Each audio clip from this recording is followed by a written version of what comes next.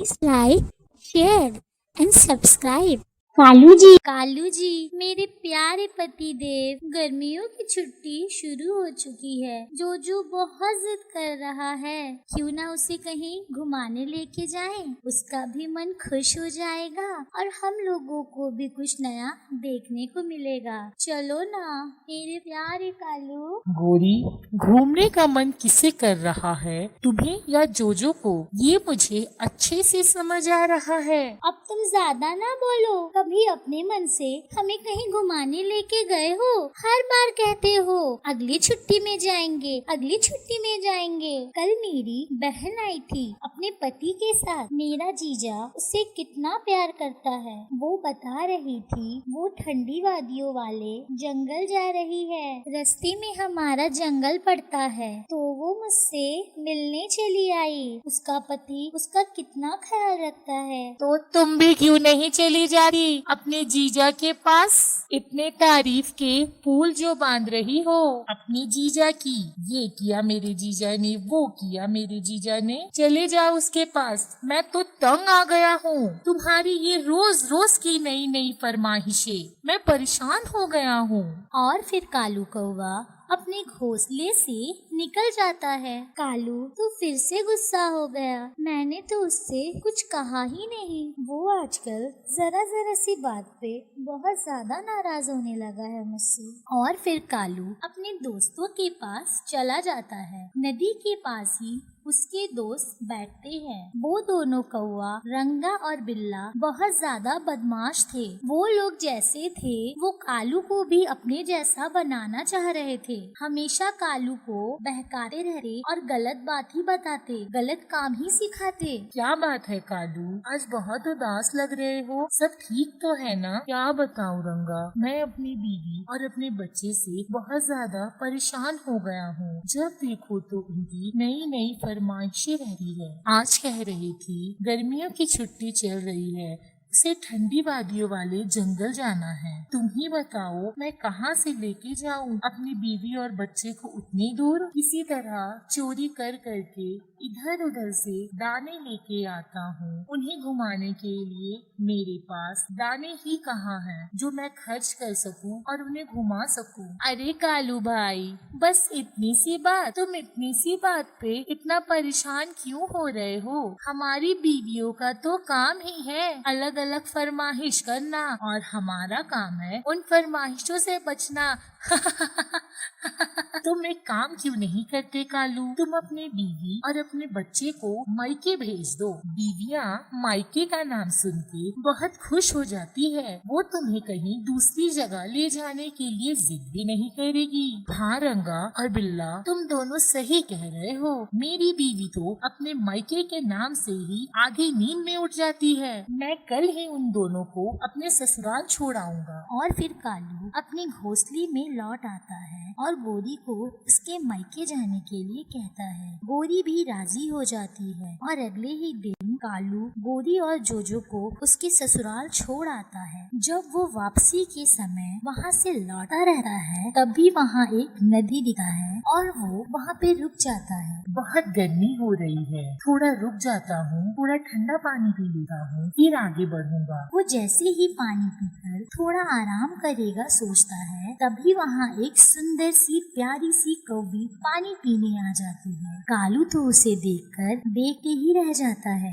तुम कौन हो कौवी? पहले तो मैंने कभी तुम्हें यहाँ नहीं देखा। मेरा नाम माया है। मैं कुछ दिन पहले ही इस जंगल में आई हूँ। कालू तो उस कौवी को देखकर दीवाना हो गया था। तुम्हारा नाम क्या है और तुम कहाँ से आए हो? मेरा नाम कालू है और मैं यहीं के पास के जंगल से आया हूँ। माया, तुम्हारे घोंसले में कौन कौन है? मैं अकेली रहती हूँ, मेरा इस दुनिया में कोई नहीं है। तुम बहुत सुंदर हो, तुम्हारे पंख कितने मुलायम हैं और कितनी सुंदर हो तुम। कालू की ये सारी बात सुनकर कौवी वहाँ से शर्मा के चली जाती है और कालू भी उसके पीछे पीछे चला जाता है। कौवी एक पुराने से गुफा के अंदर अंदर चली जाती है और कालू भी उसी गुफा के अंदर चला जाता है। अंदर बहुत अंधेरा था और कालू को कुछ दिखाई नहीं दे रहा था।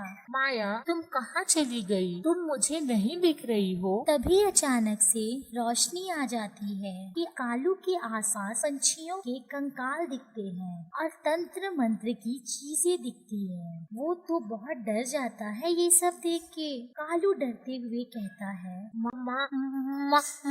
माया, माया, तुम कहाँ हो? मुझे बहुत डर लग रहा है। प्लीज तुम सामने आओ। तभी आवाज आती है, कालू, मेरे कालू, मैं यही हूँ, आओ ना मेरे पास, आओ ना मेरे पास। कालू की तो डर से हालत ही खराब हो गई थी और वो भागने का सोचता है, पर रास्ता तो बंद था। तभी अचानक से वहाँ कौवी उसके सामने आ जाती है। कालू, मेरे कालू, कैसी लग रही हूँ मैं? मेरे पंख देखो, अब बताओ कैसी लग रही हूँ मैं? कालू को तो ये समझ ही नहीं आ रहा था कि उसके साथ ये हो क्या रहा है और फिर उसे लगता है कहीं वो पूरा सपना तो नहीं देख रहा। तुम चुप क्यों हो मेरी कालू? तुम्हें मैं पसंद नहीं हूँ क्या? मैं तो अब तुमसे शादी करूँगी। वो एक श्रापित चुड़ैल कौवी थी। हर दिन अपना शिकार ढूंढती थी। वो अपने शिकार को पहले अपने सुंदरता से रिझाती थी और जवान कौवों से शादी करती थी और जब उसका दिल भर जाता था उस कौवों से तो बाद में उसी का शिकार करती थी। और फिर रात हो जाती है और वो कौवी कालू से अपनी विवाह की तैयारी शुरू कर देती है। कालू जी, मेरे होने वाले पति, जल्दी से मेरे गले में ये वर डालो। अब मुझसे रहा नहीं जा रहा। मैं तुम्हें अपना पूरा पति बनाना चाह रही हूँ। मैं शादीशुदा हूँ। तुम मुझसे जबरदस्ती शादी नहीं कर सकती। मेरी गोरी को अगर पता चलेगा तो वो तुम्हारा हाल बुरा कर देगी।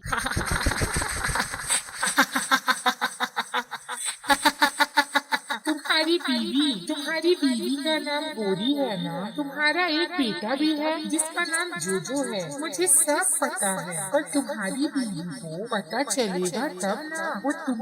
वो तो अपने मायके गई हुई है। तुम्ही तो उसे छोड़ने गए थे। उसके लौटने तक तो तुम मेरा भोजन बन चुके होगे। अब ज्यादा समय ना लगाओ, मुझे वरमाला पहनाओ। नहीं नहीं नहीं नहीं, ऐसा मत करो मेरे साथ। गोरी गोरी, बचाओ मुझे, बचाओ मुझे। चिल्लाते चिल्लाते कालू वहीं पे रोने लगता है, पर चुड़ैल कौवी नहीं मानती है और कालू कौवे से शादी कर लेती है। फिर कुछ दिन गुजर जाते हैं और गोरी वापस आ जाती है, पर वो घोंसले में कालू को ना देखकर इधर उधर ढूंढने लगती है। कालू, मेरे कालू, किधर चले गए तुम? और वो उसे तनु चिड़िया के पास आ जाती है और कहती है, चिड़िया, क्या तुमने कालू को देखा है? नहीं गोरी बहन, मैंने तो उसे कुछ दिनों से नहीं देखा है। मुझे लग रहा था वो तुम्हारे साथ तुम्हारे मायके गया हुआ है। नहीं चिड़िया, उसने तो मुझे और जोजो को उस दिन मेरे मायके में छोड़ दिया था और वो वापस आ गया था। शायद उसके दोस्तों को पता होगा। चलो उनसे पूछते हैं जाके, शायद उन्हें पता हो। गोरी और तन्नू चिड़िया कालू के दोस्त रंगा और बिल्ला के पास चले आते हैं। वो लोग नदी के पास ही बैठे रहते हैं। रंगा, बिल्ला, क्या तुम लोगों को पता है कालू जी कहाँ चले गए? नहीं गोरी कौवी, 3 से 4 दिन से हमने तो उसे देखा ही नहीं। हमें लगा वो आपको आपके मायके छोड़ने गया था तो वहीं पे आपके साथ रुक गया होगा। लेकिन बात क्या है, कालू गया कहाँ? मैं भी तो यही सोच रही हूँ, बिना बोले वो कहाँ चले गए। गोरी, हमें जल्द से जल्द कालू को ढूंढना चाहिए। क्या पता शायद वो किसी मुसीबत में हो। और फिर वो सब मिलके कालू को ढूंढने चले जाते हैं। वो उसी दिशा में जाते हैं जहाँ उस चुड़ैल कौवी का गुफा था। फिर अचानक चिड़िया को कुछ पंख मिलते हैं। गोरी बहन देखो, ये काले पंख, ये तो मेरे कालू के हैं। मुझे अच्छे से पता है ये मेरे कालू के हैं। शायद कालू इसी गुफा में हो। चलो अंदर जाके देखते हैं। और वो सब गुफा के अंदर चले जाते हैं तो देखते हैं कि कालू तो जंजीरों से बंधा हुआ था। चुड़ैल ने उसे बांध के रखा था। उसमें ज्यादा जान नहीं बची थी क्योंकि कालू का खून तो वो चुड़ैल धीरे धीरे चूस रही। कालू, मेरे कालू,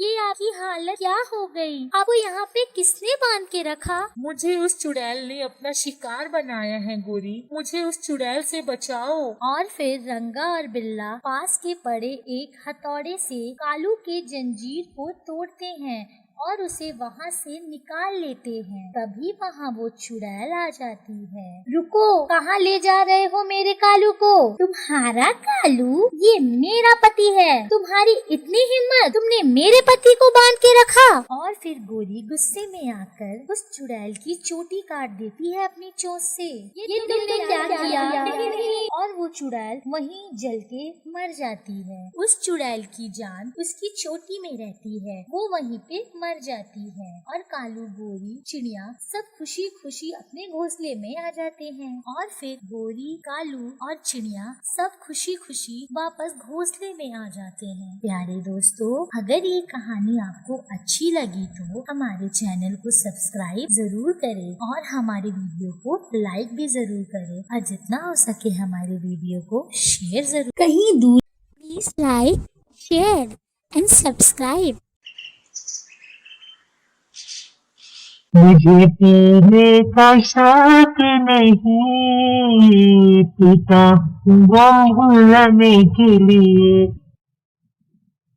आज लगता है मैंने थोड़ी ज्यादा पी ली, मुझसे तो आज उठा भी नहीं जा रहा। कालू कौवा इतने ज्यादा नशे में था कि उससे आज उठा भी नहीं जा रहा था और वो अपना संतुलन खोकर सीधा पेड़ से जाकर टकरा जाता है। कितनी देर हो गई जोजो, आज तुम्हारे पापा अभी तक घर नहीं आए? मम्मा, पापा आज भी लगता है नशा करके कहीं गिरे हुए होंगे। हाँ बेटा जोजो, इस कौवे ने तो हमारी जिंदगी मुश्किल कर दी है। इसे हर दिन नशा करने की लत लग गई है। मैंने तो इससे शादी करके अपनी जिंदगी बर्बाद कर ली। पता नहीं मेरे माँ पापा ने क्या सोचकर इससे मेरी शादी करवाई। जोजो बेटा, अगर तुम नहीं हुए होते ना तो मैं कब का इस नशेड़ी को छोड़कर चली गई होती अपने मायके। थोड़ी देर बाद कालू कौवा झूमते झूमते, गिरते पड़ते अपने घर की तरफ आ जाता है। वो इतने नशे में था कि उससे ये भी पता नहीं चला कि वो अपने घर की जगह उल्लू का घर चले जाता है। वो उल्लू का परिवार बहुत खतरनाक था। उल्लू अपने घर पे इस वक्त सो रहा था। मिस कौवी, तुम्हारा पति अभी तक घर नहीं आया है और तुम इतने आराम से सो रही हो। चल उठ और जा, मेरे लिए पानी लेकर आ। कौवे की आवाज सुनकर वो उल्लू का परिवार उठ जाता है। अबे कालू कौवा, तू आज कैसे आ गया मेरे घर में? आज तो मैं तुझे अच्छे से सबक सिखाऊंगा। और वो उल्लू का परिवार कालू की अच्छे से पिटाई कर देता है। गोरी कौवी को जब उल्लू के घर से पिटाई की आवाज आती है तो वो तुरंत उल्लू के घर चली आती है और देखती है कि कालू को उल्लू का परिवार मार रहा होता है। मत मारिए उल्लू भाई, अब इससे ये ऐसा कभी नहीं करेगा, मत मारिए इसे। ये नशेड़ी कौवा नशा करके मेरे घर में आ जाता है और गंदी गंदी गालियां देता है। आज तो मैं इसे छोड़ूंगा नहीं। मैंने तो सोच ही रखा था कि आज अगर ये आया तो मैं इसे अच्छे से सबक सिखाऊंगा। माफ कर दीजिए उल्लू भाई, से माफ कर दीजिए। मैं इसकी तरफ से माफी मांगती हूँ, इन्हें माफ कर दीजिए। अब से ये ऐसा दोबारा कभी नहीं करेंगे, माफ कर दीजिए इन्हें। गोरी की मिन्नतें करने से उल्लू का परिवार कालू को छोड़ देता है। ठीक है कौवी, तुम आज इतना कह रही हो तो मैं इसे छोड़ देता हूँ, लेकिन याद रखना अगर ये दोबारा से आया तो मैं इसे मार डालूंगा। गोरी शर्मिंदा होकर कालू को वहाँ से वापस लेके आ जाती है और फिर सब सो जाते हैं। और फिर अगले दिन जब कालू का नशा टूटता है तो बेशर्म कौवे, तुम्हारी वजह से पूरे जंगल में हमारी एक दाने की भी इज्जत नहीं बची। कैसे नशेड़ी कौवे हो तुम? तुम्हें जरा शर्म नहीं आती? तुम्हारा एक बेटा है जो अब जवान हो रहा है। तुम्हारी इस हरकतों से इसके ऊपर क्या असर पड़ेगा, तुमने कभी सोचा हो? आज तुम्हारी सोच कुछ ज्यादा चल रही है। लगता है तुम्हें आज समझाना होगा। मुझसे जुबान लगाने का नतीजा क्या होता है। और वो गोरी कौवी को डंडी से मारने लगता है। वो कौवा तो उल्लू से इतनी पिटाई खाकर भी ना सुधरा था। वो बड़ा ही निर्दयी कौवा हो गया था। उसे अपने सिवा कोई और नहीं नजर आता था। अपने घर से सामान लेकर चला जाता है और उसे बेचकर उसके पैसे से नशा खरीदता है। ऐसे ही कुछ दिन बीत जाती है। धीरे धीरे कालू के घर का सारा सामान खत्म हो जाता है और अब कालू के पास कुछ भी नहीं था बेचने के लिए, जिसको वो बेचकर नशा की तलब को मिटा सकता था। भाई मुझे एक बोतल दे दो ना, मुझे बहुत जोरों की तलब सी हो रही है। हाँ भाई, पैसे दो और जितनी बोतल चाहिए ले जाओ, मैंने मना थोड़ी किया है। भाई आज मेरे पास कुछ भी नहीं है तुम्हें देने के लिए, अब तुम मुझे उधार दे दो, मैं कल इस बोतल का पैसा तुम्हें दे जाऊंगा। चल भागो यहाँ से, पैसा ना कौड़ी, आ गए नशा खरीदने। तुम जैसे नशेड़ियों के पास तो पैसा नहीं होता है और आ जाते हैं नशा खरीदने। चलो भागो। भाई मैं तुमसे इतने सालों से नशा खरीद रहा हूँ और तुम मुझे एक बोतल उधार नहीं दे सकते। देखो भाई, मैं एक व्यापारी हूँ, अगर मैं तुम्हें उधार दूंगा तो मैं खाऊंगा क्या? तुम्हें कुछ ना कुछ तो देना ही होगा, तभी मैं तुम्हें इस नशे की बोतल दे पाऊंगा। कालू कौवा फौरन अपने घर आ जाता है। वो सामान ढूंढने लगता है। तभी अचानक से उसके हाथों में घर के कागजात आ जाते हैं। वो उसे लेकर नशा वाले व्यापारी के पास आ जाता है। देखो भाई, मेरे पास अब कुछ नहीं बचा सिवाय इस घर के। तुम मेरे घर के कागजात ले लो और मुझे नशे की बोतल दे दो। जब मेरे पास पैसे आएंगे तो मैं तुम्हें पैसे दे दूंगा और अपने घर के कागजात वापस ले जाऊंगा। और वो नशे का व्यापारी उसे नशे की बोतल दे देता है। ऐसे ही कुछ दिन बीतने लगता है और कालू नशा करते रहता है। फिर कुछ दिन बाद वो व्यापारी कालू के घर आ जाता है और कहता है, चलो अब तुम लोग इस घर से बाहर निकलो, ये घर अब मेरा हुआ। तुम कौन हो और ये क्या कह रहे हो? ये घर हमारा है। तुम हो कौन? पूछ अपने पति से, उसने मुझे ये घर बेच दिया है। कालू जी, ये कौवा क्या कह रहा है? कालू तो चुप ही था, उससे तो कुछ बोला ही नहीं जा रहा था। तुम कुछ बोलते क्यों नहीं हो कालू जी? ये क्या बोलेगा, इसने तो नशे के लिए अपना घर ही बेच डाला। अब चलो निकलो मेरे घर से, चलो निकलो, जाओ मेरे घर से। और फिर वो व्यापारी ने गोरी और उसके बेटे को धक्के मारकर घर से निकाल दिया। गोरी को तो खबर भी न थी कि उसका पति इस हद तक गिर जाएगा नशे के लिए। गोरी इन सब से थक चुकी थी, ये सब बर्दाश्त नहीं कर पा रही थी।